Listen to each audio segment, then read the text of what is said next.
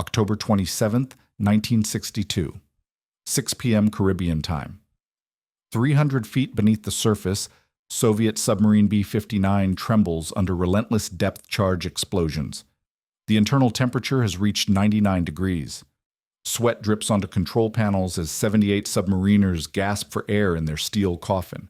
11 American destroyers circle overhead like sharks, their sonar pinging through the darkness. In the torpedo room sits a 15-kiloton nuclear warhead, the same yield as Hiroshima. Soviet naval doctrine is crystal clear. When cut off from Moscow, under attack, nuclear retaliation is not just authorized, it's expected. 2 officers have already signed the launch order. World War III is one signature away, but Deputy Commander Vasily Arkhipov refuses to sign. His captain calls him a coward. Military headquarters will later say, it would have been better if he'd gone down with his ship. The Soviet Navy considers his decision the most foolish act in naval history. They had no idea this stupid refusal would save every person on Earth. The Severodvinsk naval base stretched along the Kola Peninsula under an Arctic sky that promised early winter. 4 Project 641 submarines, NATO designation Foxtrot class, prepared for departure from their concrete piers.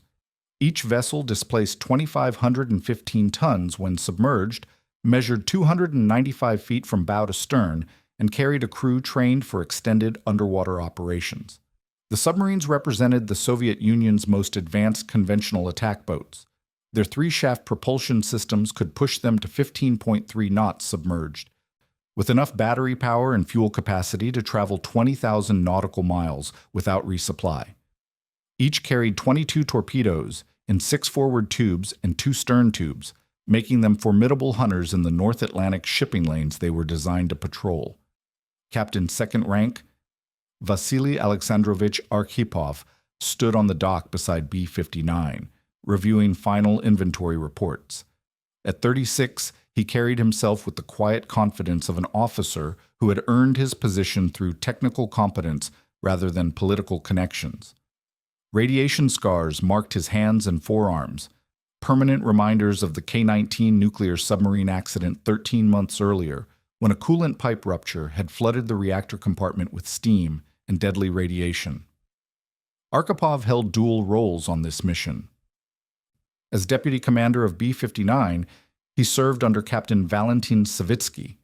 As flotilla chief of staff, he maintained operational authority over all 4 submarines in the group. This unusual command structure meant his signature would be required alongside Savitsky and political officer Ivan Maslenikov for any tactical nuclear weapons release, a protocol that existed nowhere else in the Soviet submarine fleet.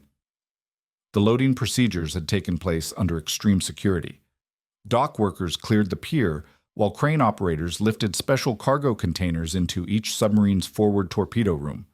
The T-5 nuclear torpedoes measured 21 inches in diameter and carried 15-kiloton warheads, equivalent to the bomb that destroyed Hiroshima. Unlike conventional torpedoes designed to punch holes in enemy hulls, these weapons created underwater steam bubbles expanding at 3,000 feet per second, capable of breaking a heavy cruiser's keel from 2 miles away. Soviet naval intelligence had briefed the commanders on American naval dispositions in the Caribbean. The United States maintained routine patrols around Cuba with destroyer escorts and occasional carrier task forces, but satellite reconnaissance showed no unusual concentrations of warships. The mission appeared straightforward: establish a Soviet naval presence in Cuban waters to deter American invasion plans, demonstrate Moscow's commitment to defending its Caribbean ally, and test American responses to Soviet submarine operations in their traditional sphere of influence. The nuclear torpedoes served as insurance rather than primary weapons. Each captain carried sealed orders authorizing their use only if attacked by superior American forces with no possibility of escape or communication with Moscow. Soviet planners assumed the submarines would operate under normal peacetime rules of engagement, surfacing to charge batteries and communicate with headquarters according to established schedules. Arkhipov walked through B-59's cramped compartments, checking equipment installations and crew readiness. The submarine's diesel engines had been overhauled at Severodvinsk's repair facilities, but the boat still showed wear from 3 years of North Atlantic patrols. Air conditioning units struggled to maintain tolerable temperatures in the tropical climate they would soon enter. Battery banks held full charges, but the tropical heat would drain them faster than Arctic operations. Political officer Maslenikov distributed final briefing materials to department heads, emphasizing the strategic importance of demonstrating Soviet resolve in the Caribbean.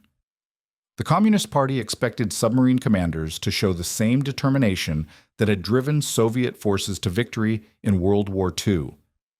Any hesitation or weakness in the face of American pressure would reflect poorly on the Soviet Navy's fighting spirit and Moscow's commitment to international socialism. Captain Savitsky reviewed navigation charts for the Atlantic crossing. The 4 submarines would transit independently to avoid detection by NATO surveillance systems. Surface ships and aircraft could track submarine formations, but individual boats running submerged had excellent chances of reaching Cuban waters undetected. American anti-submarine warfare capabilities focused on North Atlantic choke points where Soviet submarines traditionally operated, not the tropical waters around Cuba where submarine operations remained uncommon. The departure proceeded according to schedule. B-59's diesel engines rumbled to life as deck crews cast off mooring lines. Arkhipov took his position in the control room as the submarine moved slowly toward open water. The other 3 boats had already departed at 12-hour intervals to maintain operational security. By evening, B-59 cleared the coastal patrol zones and began its journey south toward the Caribbean Sea. Soviet naval doctrine emphasized aggressive tactics and decisive action when confronted by enemy forces. Submarine commanders received extensive training in combat situations where quick decisions meant the difference between mission success and total loss. The nuclear torpedoes represented the ultimate expression of this tactical philosophy, weapons designed to destroy any enemy force that threatened Soviet submarines with superior numbers or firepower. None of the submariners aboard B-59 expected their mission to test the boundaries between conventional naval operations and thermonuclear warfare. October 22, 1962, 7 p.m. Eastern Standard Time. President John Kennedy addressed the American people from the Oval Office, announcing a naval quarantine of Cuba to prevent further Soviet military buildup on the island. Within 3 hours of the broadcast, the Pentagon issued flash override messages to all naval commands in the Atlantic. The Caribbean Sea, previously a routine patrol area for training exercises and goodwill visits, became the focus of the largest naval mobilization since World War II. At Norfolk Naval Base, USS Randolph received emergency sailing orders. The Essex-class aircraft carrier, redesignated CVS-15 for anti-submarine warfare operations, carried the most advanced underwater detection equipment in the American fleet. Her SQS-23 bow sonar had been upgraded in 1961 with multi-frequency capability, allowing sonar operators to penetrate thermal layers and detect submarines at ranges previously impossible. The Randolph Task Force assembled rapidly. 11 destroyers formed the carrier's screen, each equipped with variable-depth sonar arrays and ASROC anti-submarine rockets. Together, they created an integrated detection network covering hundreds of square miles of ocean. Their mission orders specified locating and tracking any Soviet submarines operating near Cuba using all available means short of actual attack. B-59 received Kennedy's quarantine announcement through routine radio monitoring during her evening surface charge. Captain Savitsky ordered an immediate dive to 300 feet, well below the thermal layer that would mask the submarine's acoustic signature from surface sonar.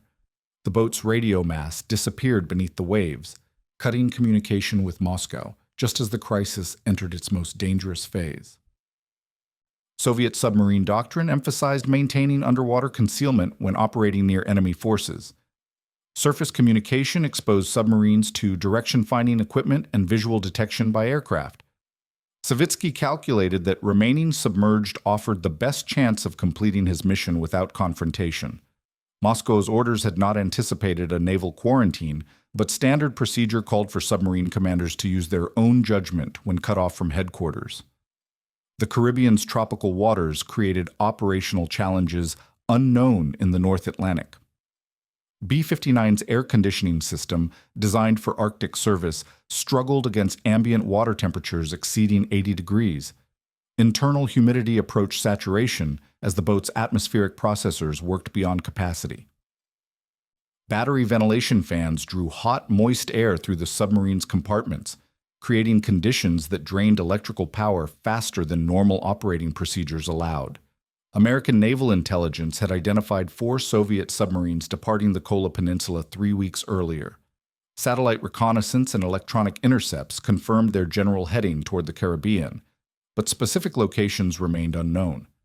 The submarines had maintained radio silence since entering the Atlantic, following standard Soviet procedures for covert operations. USS Randolph launched her first anti-submarine patrol on October 24th. S-2 tracker aircraft, equipped with magnetic anomaly detectors, began systematic searches of the sea lanes approaching Cuba. Each aircraft carried sonobuoys capable of detecting submarine engine noise at distances up to 20 miles. The search pattern covered potential approach routes from the northeast, where Soviet submarines would most likely transit after crossing the Atlantic. B-59's position remained undetected during the initial American sweeps. The submarine maintained silent running procedures using battery power to minimize engine noise while moving slowly toward Cuban waters. Sonar operators reported distant propeller sounds from surface vessels, but no direct evidence of active searching. The crew assumed American naval forces were conducting routine patrols in response to the political crisis. The detection breakthrough came from an unexpected source. B-59's 3-shaft propulsion system created a distinctive acoustic signature that differed from American and British submarine designs. Soviet engineers had prioritized speed and range over acoustic stealth, assuming their submarines would operate primarily in Arctic waters where ice cover provided natural concealment. In the clear, warm waters of the Caribbean, this design choice became a critical vulnerability. On October 26th, a sonobuoy dropped by an S-2 tracker recorded unusual propeller cavitation patterns. Navy acoustic analysts at Norfolk compared the recordings to their classified library of Soviet submarine signatures. The match confirmed a Foxtrot-class submarine operating approximately 100 miles northeast of Cuba, heading southwest at slow speed. USS Randolph immediately altered course to intercept. The carrier's task force accelerated to 20 knots, using their speed advantage to position themselves ahead of the submarine's projected track. Destroyer sonar operators began active searching with their SQS-23 arrays, sending high-powered acoustic pulses through the water to locate and track the contact. B-59 sonar operators detected the first active sonar transmissions at 4:30 p.m. The distinctive ping patterns indicated American destroyer equipment operating at close range. Captain Savitsky faced a decision that would define the remainder of the mission. Surface contact risked capture or forced return to Soviet waters. Continuing submerged meant operating on battery power with limited life support in increasingly hostile waters.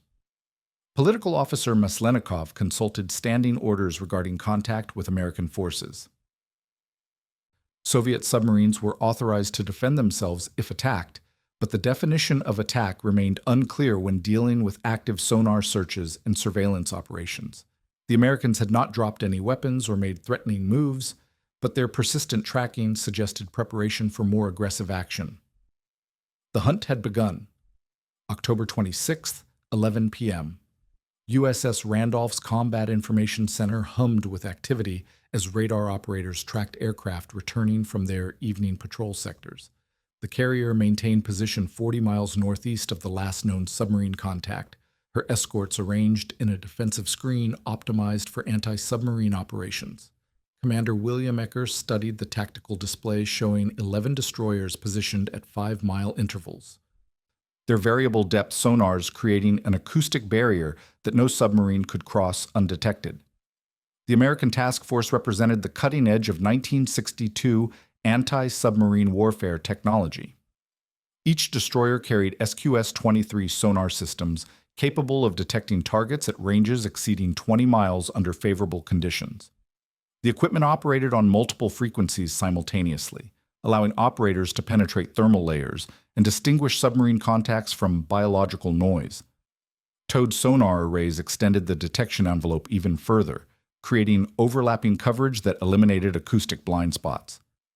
B-59 moved through this technological maze at 4 knots, her battery banks providing just enough power for essential systems while maintaining silence. The submarine's electrical reserves had dropped to 60% after 36 hours of submerged operations. Captain Savitsky calculated 12 more hours of battery life before emergency surfacing became necessary, but surfacing in the middle of the American task force meant certain capture or destruction. Inside the submarine, temperatures had risen to 97 degrees despite emergency ventilation procedures.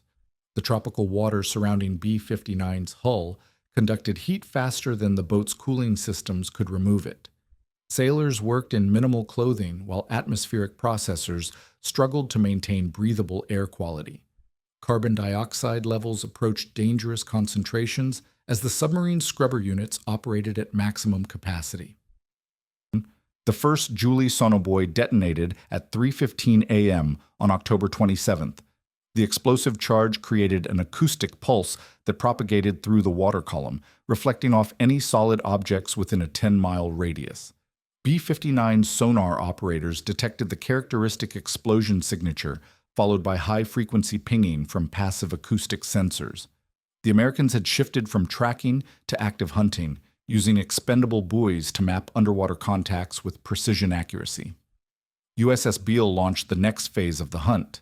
The destroyer's ASROC launcher fired practice depth charges set to detonate at 200 feet, well above B-59's actual depth, but close enough to demonstrate American capability.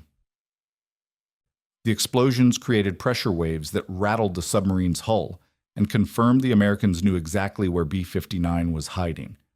Soviet submarine doctrine interpreted depth charge attacks as hostile acts, justifying immediate retaliation. Captain Savitsky summoned his senior officers to the control room. The tactical situation had deteriorated beyond all contingency planning. American forces were conducting active attacks on his submarine while maintaining the pretense of peacetime operations. The depth charges carried reduced explosive charges, suggesting the Americans wanted to force surfacing rather than destruction, but the intent remained clearly hostile. Arkhipov examined the navigation charts showing B-59's position relative to the American task force. The submarine had traveled 200 miles from her last known position, but the Americans had maintained contact throughout the transit. Their sonar technology exceeded Soviet intelligence estimates, making concealment impossible even at maximum operating depth. The acoustic signature from B-59's 3-shaft propulsion system provided a unique identifier that American computers could track despite all attempts at silent running. Political officer Maslenikov reviewed standing orders regarding engagement with American forces. Soviet submarines carried authorization to use all available weapons when attacked by superior enemy forces with no possibility of communication with Moscow. The nuclear torpedo in tube number 1 represented the ultimate expression of this doctrine, a weapon designed to destroy entire task forces while ensuring the launching submarine's own destruction through nuclear retaliation. The depth charge attacks continued throughout the early morning hours. American destroyers took turns dropping practice charges in patterns designed to bracket B-59's position and force movement toward shallower water where acoustic conditions favored surface detection. Each explosion created shock waves that penetrated the submarine's hull, causing minor equipment failures and psychological stress on the crew. B-59's battery levels dropped to 40% by dawn. The submarine's life support systems consumed electrical power faster than the tropical heat allowed efficient battery management. Emergency lighting replaced normal illumination in non-essential compartments, while air circulation fans reduced speed to conserve power. The crew faced a simple calculation: surface within 6 hours or risk losing all electrical power while submerged. USS Coney joined the harassment pattern at 8 a.m., adding her SQS-23 sonar to the acoustic bombardment. The destroyer's sonar operated at maximum power, sending acoustic pulses through the water every 30 seconds. The sound levels inside B-59 made normal conversation impossible, while sonar technicians reported permanent damage to their passive listening equipment from the American electronic assault. Soviet submarine crews had trained for combat against surface vessels, But the current situation fell outside all tactical scenarios. The Americans demonstrated overwhelming technological superiority while maintaining the legal fiction of peacetime operations. They could track B-59 with perfect accuracy, attack at will with practice weapons, and force surfacing through battery depletion without technically committing acts of war under international maritime law.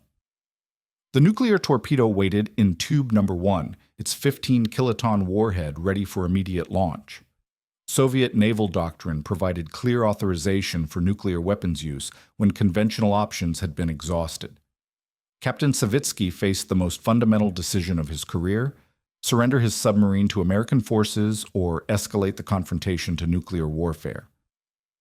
The harassment continued with mechanical precision, each depth charge bringing B-59 closer to the moment when military doctrine would demand nuclear response. October 27th, 6 p.m. B-59's battery charge had dropped to 28%, approaching the critical threshold where life support systems would begin shutting down automatically. Internal temperature reached 99 degrees as the submarine's cooling systems failed to compensate for tropical water conditions and electrical system heat buildup. Captain Savitsky stood in the control room, sweat dripping onto navigation charts as he calculated the remaining options for his command. The American depth charge attacks had continued for 4 hours without interruption. USS Beale and USS Coney alternated their harassment runs, dropping practice charges every 15 minutes in patterns designed to prevent B-59 from changing course or depth.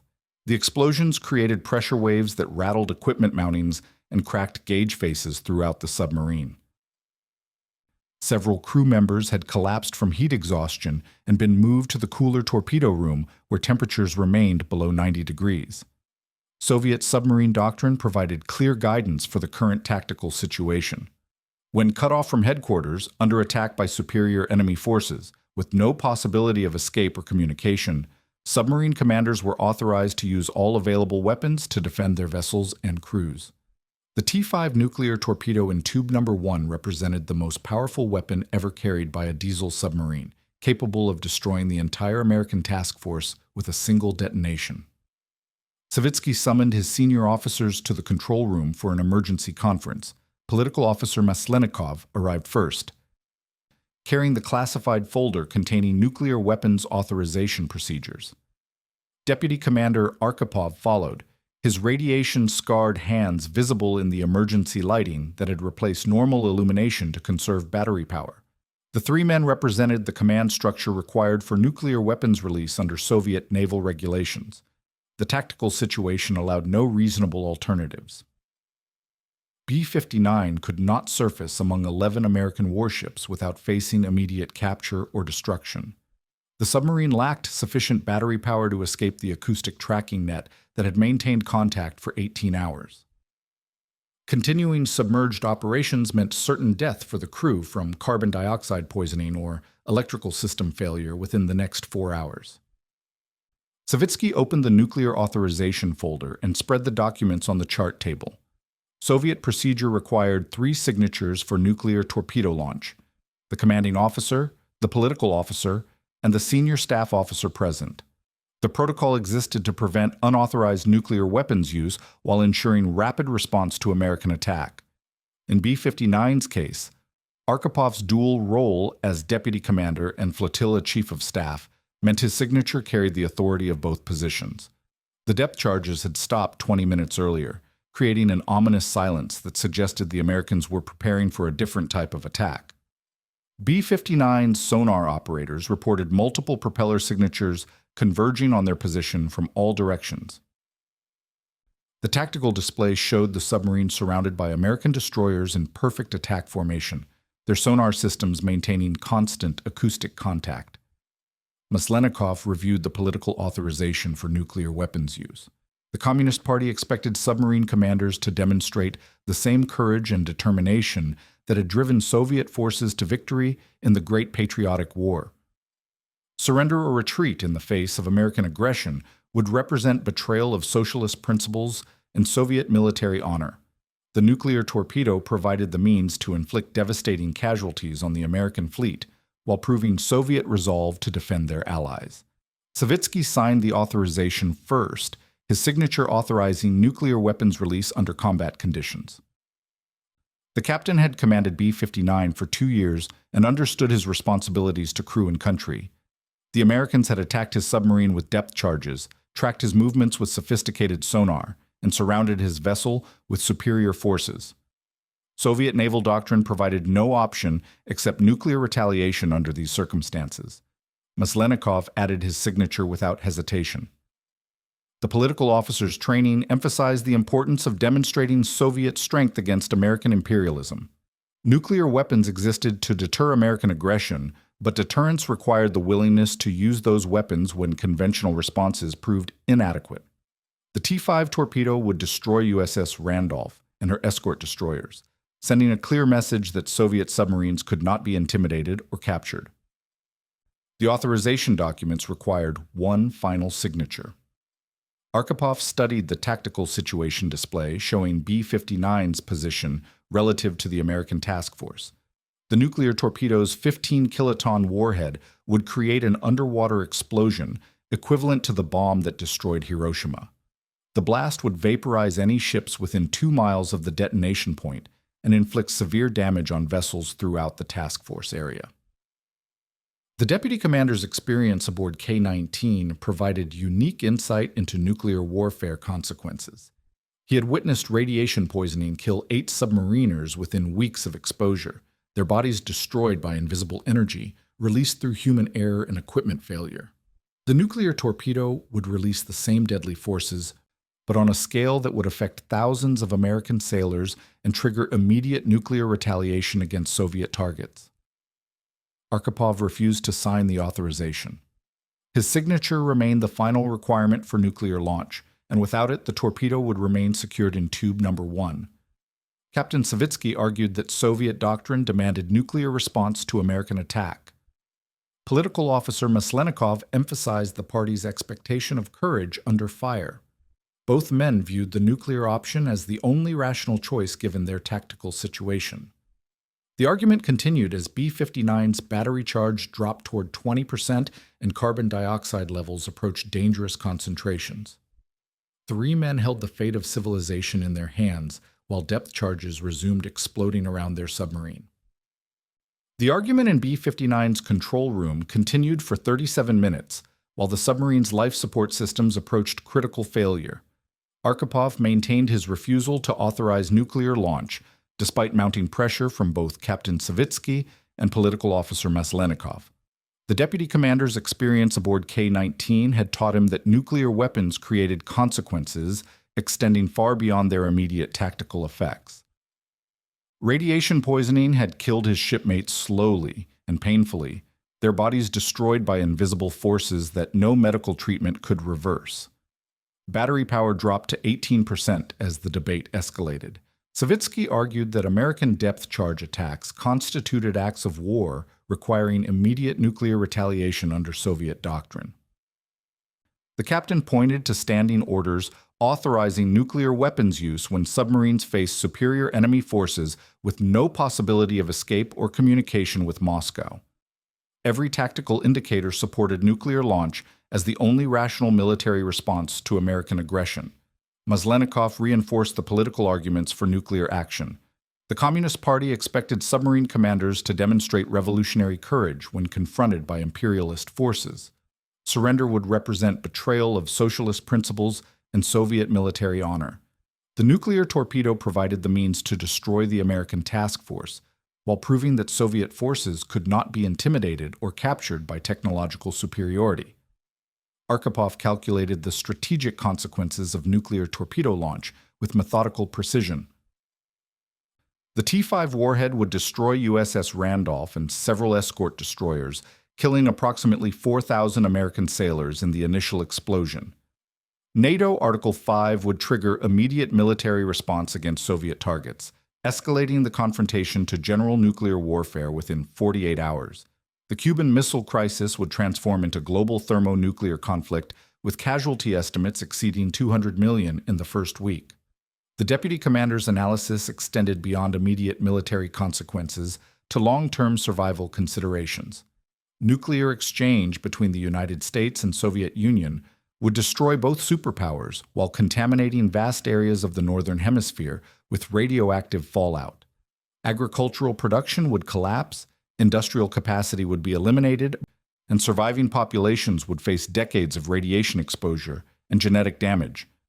Civilization itself would require centuries to recover from nuclear warfare on such a scale. Carbon dioxide levels inside B-59 reached dangerous concentrations as atmospheric processors struggled with reduced electrical power. Several crew members had lost consciousness from heat exhaustion and oxygen depletion.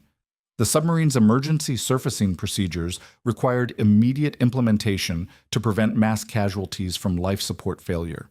Staying submerged beyond the next 2 hours meant certain death for the entire crew, regardless of American actions. Savitsky attempted to override Arkhipov's authority by invoking emergency command protocols. The captain argued that flotilla staff officers lacked operational authority over submarine commanders during combat situations. Soviet naval regulations remained unclear regarding command hierarchy when deputy commanders held dual roles as both ship officers and formation commanders. The legal debate consumed precious time while B-59's tactical situation deteriorated toward complete system failure. The nuclear authorization documents remained incomplete without Arkhipov's signature. Soviet procedure absolutely required 3 command signatures for nuclear weapons release, making the deputy commander's approval essential regardless of command hierarchy disputes.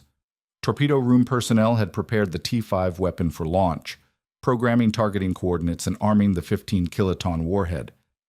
But launch remained impossible without proper authorization.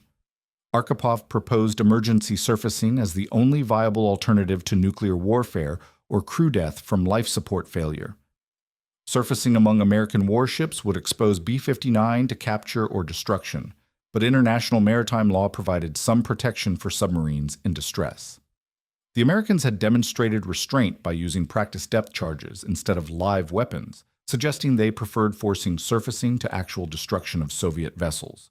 The deputy commander's surfacing proposal faced immediate opposition from both Savitsky and Maslenikov. Soviet submarine doctrine emphasized fighting to destruction rather than surrender when faced with superior enemy forces. Capture would provide the Americans with detailed intelligence about Soviet submarine capabilities, nuclear weapons, and operational procedures.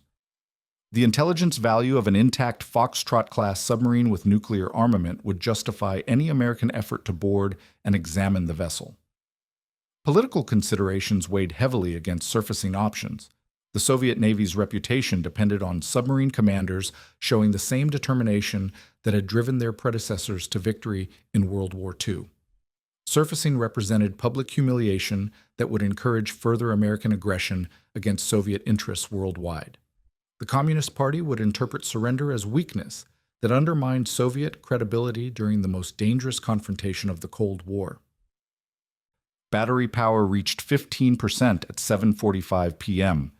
B-59's electrical systems began automatic shutdown procedures to preserve emergency power for life support equipment. Normal lighting failed throughout the submarine, except in the control room and torpedo compartment. Ventilation fans reduced speed to minimum levels while air conditioning systems shut down completely. Internal temperature exceeded 100 degrees in most compartments.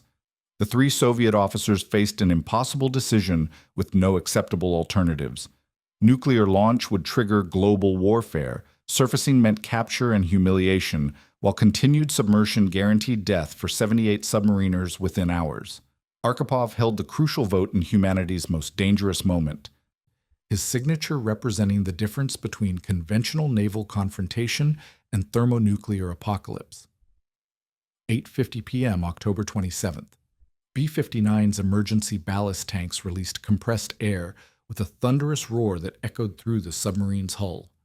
Battery power had dropped to 12%, forcing emergency surfacing procedures before complete electrical failure killed the crew. Arkhipov's decision to surface rather than launch nuclear weapons represented the most controversial choice in Soviet submarine history, one that would haunt his naval career for decades. The submarine rose through 300 feet of Caribbean water, while her crew prepared for surface contact with American forces. Compressed air systems pushed seawater from the ballast tanks, reducing B-59's displacement until positive buoyancy carried her toward the surface. Emergency procedures required all personnel to remain at battle stations during surfacing operations, ready for immediate diving if American forces opened fire. USS Randolph's radar operators detected the surfacing submarine at 8:52 p.m. The carrier's Combat Information Center immediately broadcast alerts to all task force units, while searchlights illuminated the ocean surface in B-59's projected location.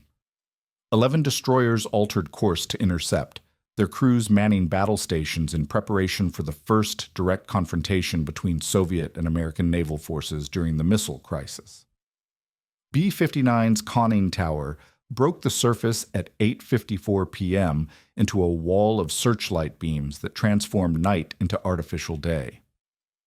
American destroyers surrounded the submarine at distances ranging from 500 to 1,500 yards, their 5-inch gun mounts trained on the Soviet vessel, but not yet firing. Aircraft engines roared overhead as carrier-based planes made low-level passes to photograph the surface submarine and assess her armament. Captain Savitsky climbed to the bridge, followed by lookouts and communications personnel. The Soviet flag flew from B-59's periscope mast, identifying the vessel as a naval unit of the USSR under international maritime law. Savitsky carried a signal lamp to communicate with American vessels using International Morse code, the only reliable method for ship-to-ship contact when radio frequencies remained classified. USS Coney positioned herself closest to the surface submarine, her captain using a powerful signal light to flash the international message, "Do you need assistance?" in English Morse code. The query represented standard naval protocol when encountering potentially distressed vessels, offering humanitarian aid while maintaining defensive readiness. Coney's 5-inch guns remained trained on B-59's conning tower, while damage control parties stood ready to respond to hostile action. The Soviet submarine's diesel engines coughed to life as her crew began emergency battery charging procedures. 2 of B-59's 3 main engines started successfully, but the third showed signs of saltwater contamination from extended submerged operations in tropical conditions. Black exhaust smoke poured from the submarine's snorkel mast while engine room personnel worked to restore full power for potential emergency diving. American sailors aboard the surrounding destroyers observed their Soviet counterparts with professional curiosity rather than hostility. Many had served in World War II when Soviet and American naval forces fought as allies against German U-boats in the North Atlantic.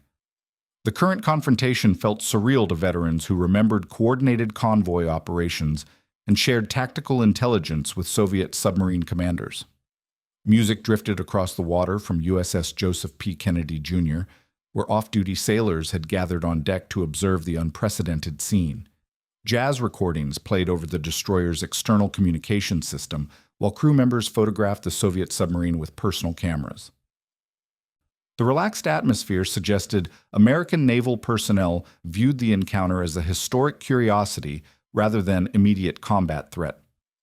B-59's communications officer established contact with USS Coney using international signal procedures. The Soviet vessel reported no immediate assistance required but requested permission to remain on surface for essential maintenance and battery charging. Coney's captain acknowledged the request while maintaining defensive positions around the submarine in case emergency diving became necessary. Political officer Maslenikov monitored American radio transmissions using B-59's electronic surveillance equipment. The intercepted communications revealed no hostile intentions from the task force commander, suggesting American forces intended to observe and escort rather than attack or capture the Soviet submarine. The restraint demonstrated by American naval personnel validated Arkhipov's gamble that surfacing would not result in immediate destruction. The nuclear torpedo remained armed and ready in tube number 1, but launch authorization stayed incomplete without Arkhipov's signature. Torpedo room personnel followed standard procedures for nuclear weapon security, while the submarine operated on the surface among potential target vessels. The T-5 warhead's 15-kiloton explosive power could destroy the entire American task force even from surface launch position, but Soviet doctrine prohibited nuclear weapons use except under direct attack conditions. Battery charging continued through the night as B-59 maintained surface position surrounded by American warships.